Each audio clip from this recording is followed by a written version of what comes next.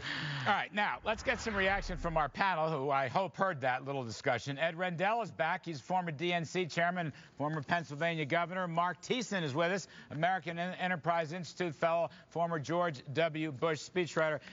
Governor Rendell, Ed Rendell, if I may, you must have loved that, hearing that. Me putting by the way, while this is all happening, I get a call from another one of Romney's top economic advisors saying, we didn't mean it, we didn't mean it. You know, Ed, when I read something in the paper and I see the tape, I believe it when someone says something. Sure. And right now, I got to tell you, I don't know, and if I don't know, I'm smarter than your average bear. If I don't know what Mitt Romney's plan is, I got to believe a whole lot of Americans don't know what the hell his plan is either. And this is a nice letter-high fastball for you, and I'm going to turn it over.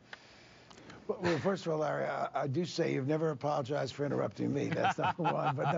But number two, I just want to correct one thing. President Obama has cut taxes for the middle class. He did it in the stimulus, where every family received an $800 cut, and he did it in payroll deduction. And in fact, it was the Republicans who wanted to peel back that tax cut on payroll deduction. So just to be accurate, he has made two significant tax cuts in the bottom line take-home pay of Americans. But my problem... No, I'm sorry. I do not want to interrupt you. Go ahead. No, I'm done. All right, thank you, sir. No, my problem with the Obama, and I've said this before, yes, you are correct. And he throws a number out, something like $3,600 for middle-income tax cuts. But those are temporary tax cuts. They don't work. They don't have an incentive effect. They're just temporary, and you lose them after a year. I want tax reform that lowers marginal tax rates on a permanent basis. That's what I'm going for.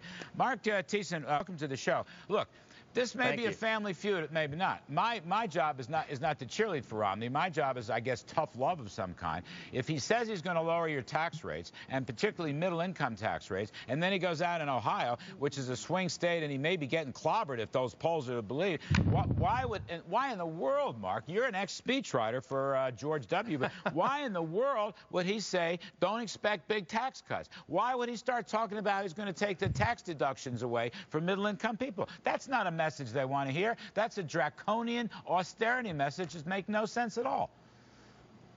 You know, I'm with you on the tough love, Larry. I mean, the don't expect too much is not a winning campaign slogan, as far as I can tell. And look, what you are saying about take-home pay is hugely, hugely, hugely important. We just learned, as you reported at the beginning of your show, that family income has gone down 8.1% since Barack Obama took office. And that is hugely important because that is the standard by which Obama asked us to judge his presidency. If you recall back in 2008 when he gave that campaign speech in front of the styrofoam columns, when he was running for president the first time, he gave a devastating critique of the economy, and he said, and I'm going to give you the quote, "We Democrats have a different measure of what constitutes progress in this country. We measure progress in the 23 million jobs that were created under Bill Clinton, when the average American family saw its income go up by $7,500 instead of down $2,000 like George W. Bush." So that's the standard he set. By that standard, he's a failure. The family income has gone down $4,000 in 3.5 years under Obama compared to $2,000 under George in 8 years. See, Ed Rendell, because of that family income number, now that's not a made-up number. That's a government number.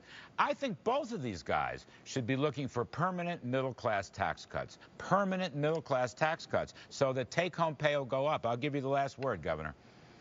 No, listen, Larry, I found myself strangely agreeing with your plan to cut for the middle class and take away the deductions and keep tax rates for people who make a lot of money like you and I fairly high. I think that makes abundant good sense. But we're forgetting one thing.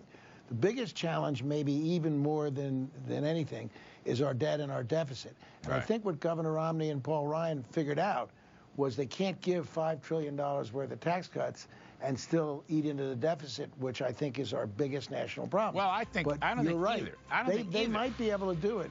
They might be able to do it if they did your plan. I'm telling you, you know, you were a good tax rate governor. The Pennsylvania tax rate today is still very low. What is it, about 3%? The effective rate is like 3.4%, right? Do you know how amazing that is for the Northeast and the East? That's an amazing thing. That makes you a supply-sider. I don't want you to lose all your friends, but I think you're actually a supply-sider with a 3.5% income tax in Pennsylvania. All right. Thank you, sir. Governor Ed Rendell and Mark Thiessen. Sorry, I was a little short tonight, Mark. We'd love to have you back. Coming up on Kudlow, congressional Republican